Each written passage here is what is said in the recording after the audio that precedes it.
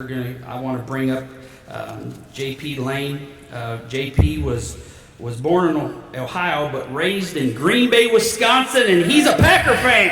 Yeah. He's got a great distinguished career of service. He was a combat engineer with the 418th Engineering Company.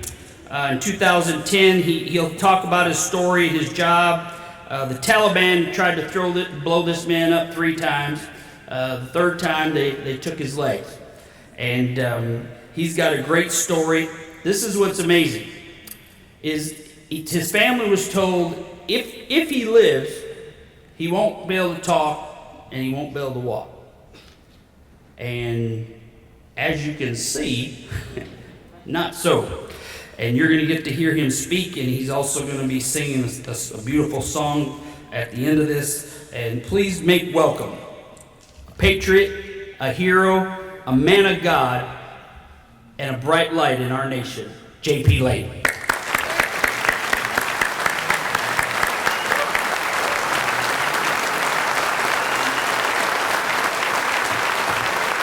Very good. I forgot to mention, guess who's going to be singing the Star Spangled Banner at the Astros game tonight? Right here. Yeah. Very good. JP, thank you for being here. Thank you all for being here. It's honestly a very big honor. Judge Mack, Mindy, thank you for opening your home to us and allowing us to enjoy this time together. I want to thank my beautiful bride, Crystal, for always supporting me and being there for me. Look, you're just passing the tears on to everybody who gets up here.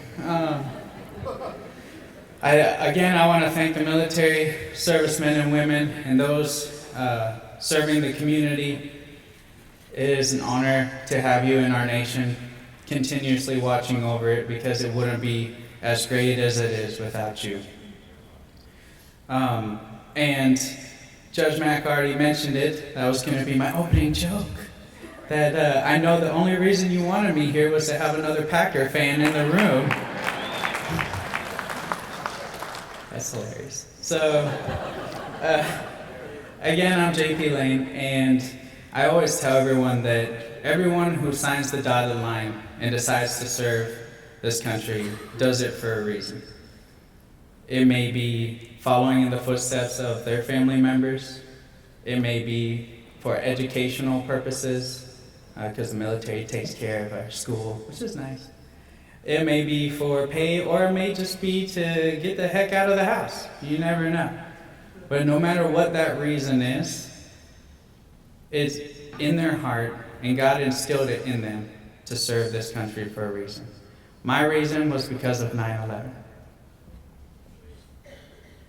We will never forget. That is a day that is ingrained in our memory for the rest of our lives. I was in 8th grade, and the teacher brought in the TV, and the Twin Towers were falling. I'll never forget it, but it was the reason I decided at that moment, when I'm old enough, I'm going to serve the military and protect this country so that that never happens again. Now, of course, I did have to wait till after high school, because they don't accept 8th graders in the United States Army. I mean, that didn't happen since World War II. So a year after high school, I was reminded of that promise that I made to myself, and I joined the U.S. Army. I immediately walked into the recruiter's office, and I was like, hey, what's the most dangerous job you can give me right now? And they said, you want to go search for bombs? Yeah, that sounds like a blast. Let's do that. Sign me up. And so that was in 2008. Fast forward to 2010, I was extremely impatient, but it finally happened. I get to finally deploy to Afghanistan. We land, and of course it's jaw-dropping and completely different from America. When everything is covered in sand, dust, and dirt, and it's just a whole different atmosphere over there. It brings you back. Just in that moment, I already knew I was very blessed to be from America. We continue every single day. My job was to search for IEDs. Big, small, doesn't matter. Every single day we searched for IEDs. We would clear the routes so that the rest of the soldiers could do their missions safely. I was blown up 3 separate times. I had a blast. The first time, it was actually pretty cool. And I say that because I love roller coasters. And the truck, when it was blown up, went up, came back down. Of course, it was missing a few pieces, but everybody inside my truck was okay.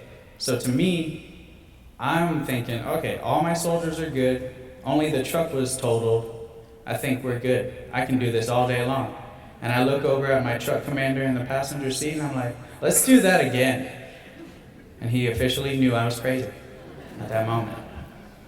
But in my mind, I realized that I could get blown up every single day if nobody inside my truck is getting hurt. I could do this all the time. My second blast, same thing happens. Then March 26, 2011,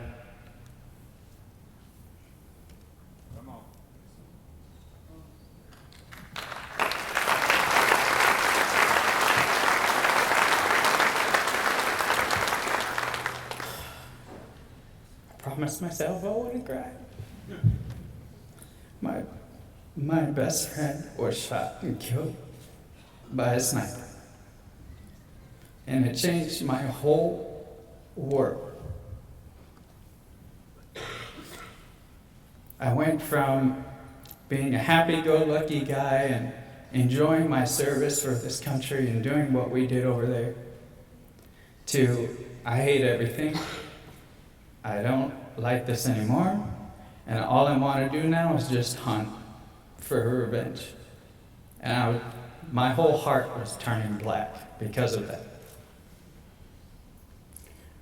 But it's funny how God will change even the darkest person's mind and heart. July 2nd, 2011, He changed my heart with a 200-pound bomb. As I was on mission clearing routes like normal, it was a very special, unique day, which obviously means God was in it. It was my day off. It was supposed to be my day off. But my platoon sergeant comes in, says, hey, we need more soldiers for this special mission. Who wants to volunteer? And my dad told me never volunteer for extra missions. And I was a rebel child. So I said, yes, the mall's closed, I'll go. By the way, there's no mall in Afghanistan. And so immediately, 90% of my missions, I was on the gun, up in the turret on my truck. So needless to say, that's where I went for the beginning of this mission. I get in the turret. I'm the last truck in our convoy, and as I'm leaving, I'm facing my 6 to the rear, and I see the base gates close, and little did I know that was going to be the last time I ever saw that base or anybody in there. We get out onto what's called the most dangerous route in Afghanistan, called Route Red Stripe, and this route was known for blowing up soldiers. We get on there, very first thing, and the truck in front of me gets blown out immediately. Everyone was okay. The truck was completely totaled, but they called back to the base and asked to get a new crew, a new truck, and come out and join us so that we could continue our mission. We weren't done yet. We had to cover a few more routes to make sure everyone was able to do their missions. So the new truck and the new crew show up, and right before we continue mission, my driver's like, hey, Lane, you want to switch spots? Yes, I do. I don't know why I do, but I do. He gets up in the turret, I get behind the driver's seat, and we continue on mission. Now this day was special because normally, if you understand what route clearance does, we cover one route, make sure there's no bombs on it, and we move on to the next route. That's it. On this day, they wanted us to come back to Route Red Stripe and clear it again, twice. In one day, that's not normal. So we do all the other routes, we come back on Route Red Stripe, and while we were gone, the Taliban had plenty of time to bury a 200-pound directional charged IED in the same hole we were just blown up in that morning. Our convoy's driving over it, and they pick my truck. Boom. My truck floats up in the air, smashes down on the right side, and tears apart. I have a picture. That was what was left over. I promise that truck had an engine at one point. That's where the IED went through my truck. It amputated my legs, snapped my left femur in half, my pelvis snapped in half, my spine dislocated from my pelvis, my right arm was broken in half, my right middle finger was amputated, but who needs that? Everything inside my torso was destroyed except for my heart and my left lung. So they, as you can see, they had to cut me down my perfectly chiseled abs and go in and fix everything. I was in a coma for a month and a half and hospitalized for a year. It was pretty painful. But I had the faith of a mustard seed. And I believe I have one more picture after that. Yeah. That was my therapy time. Painful. The doctor said I would never ever use prosthetics because the burns on my legs would not be strong enough to handle the pressure of my prosthetics. And actually, the picture on the left right there was the day that I thought they were going to be correct. Because while I was trying to take my steps, the burn sites on my legs actually shredded and I was bleeding in my prosthetic. Not fun. Don't try it. But I continued. I had the mindset of I'm never going to give up, never going to surrender. The Army taught me that. So I kept going. They also taught me, I think there's another picture. Yeah, change ahead. Watch out. There's change ahead. Continue. They taught me one of the most valuable things I could learn. Adapt and overcome. No matter what we face in this world, no matter what we face in this lifetime, we need to learn to adapt and overcome. The military taught me that. So I lost my legs. Okay. Well, this is my current situation. I'm lighter than I used to be. I'm obviously much shorter than I used to be. But how can I adapt and overcome and move forward in this situation? There's many times where in life we find ourselves at a crossroad or at a halt and we don't know what to do. At that moment, take a step back, take a breath, and realize that if I change my mindset for a second and learn to adapt to what I'm going through now, I can find a way out of this and overcome and move forward. The next thing I want to talk about is faith before tragedy. Now, this was a huge reason of starting the person that you see today from the picture you saw earlier. I had my faith. While I was in Afghanistan, I had faith that God was watching over me and He was protecting me. It was literally the size of a mustard seed, I promise you. I wasn't reading my Bible very much and doing all the stuff that I do pray on a regular basis with my wife. I wasn't doing any of that, but I at least had faith of a mustard seed. Bless you. And that was what gave me the strength. Because when you have faith that God is watching over you no matter what your situation is, it will give you the strength to overcome and get through any difficulties that you go through. Trust me, I know. And the last thing I want to talk about is adding value. Now, everything that I have gone through, I went through therapy, learning how to walk. It was all painful. They said I would never walk again. They said I'd never talk properly or sing ever again. The doctors were always telling me all of these negative things, but I knew there was something more for me to do than just to become a couch potato and stay in a hospital bed the whole entire time. God gave me a mindset to not only move forward, adapt and overcome, and realize that He's there with me no matter what. He gave me that determination to go above and beyond. So I'm in 2 prosthetics. Now, you may seem or think that that's not necessarily the best thing, right? But I tell people, see a positive in the negative. I lost my legs, that's a negative. I have prosthetics that now, before I was blown up, I was 5'6". Today, I'm 5'7".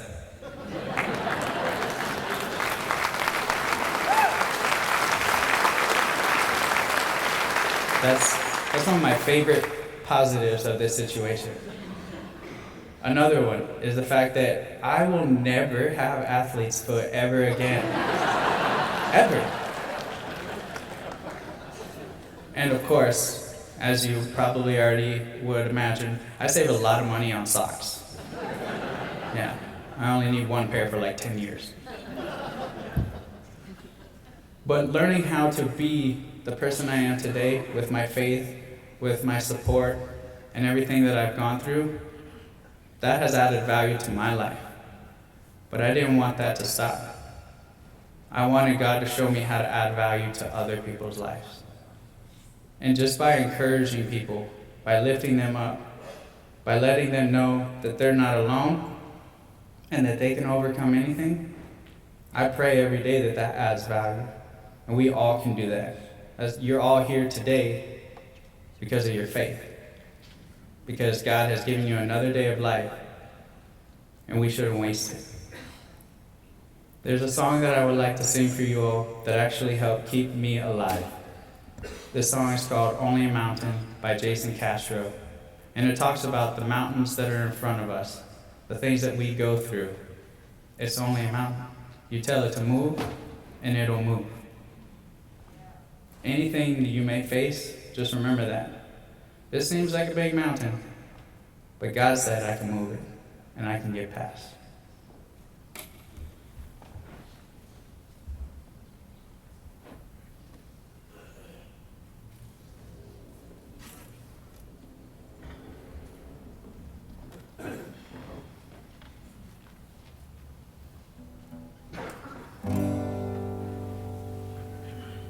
I'm not that tall.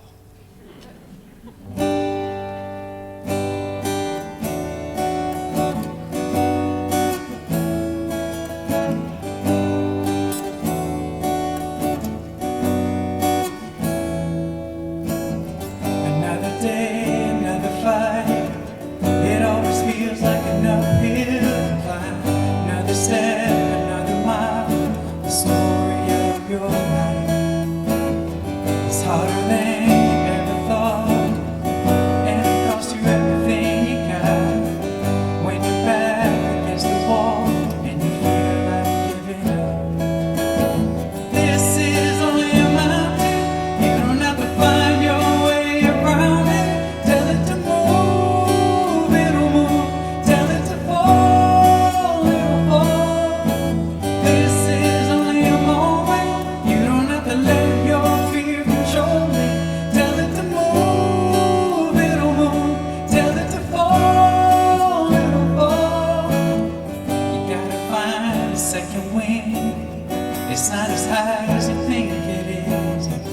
Don't give up, don't you quit. You gotta climb if you wanna win. Yeah, and I know it looks big, and I know you feel small, but just a little bit of faith can change it all, change it all. This is only a mountain. You don't have to find your way around it. Tell it to move, it'll move. Tell it to fall, it'll fall. This is only a moment. You don't have to let your fear control it. Tell it to move, it'll move. Tell it to fall, it'll fall. Ask like you believe it. Trust like you can see it. Take your fear and say, there's nothing in your way, no. Even when it looks big, even when you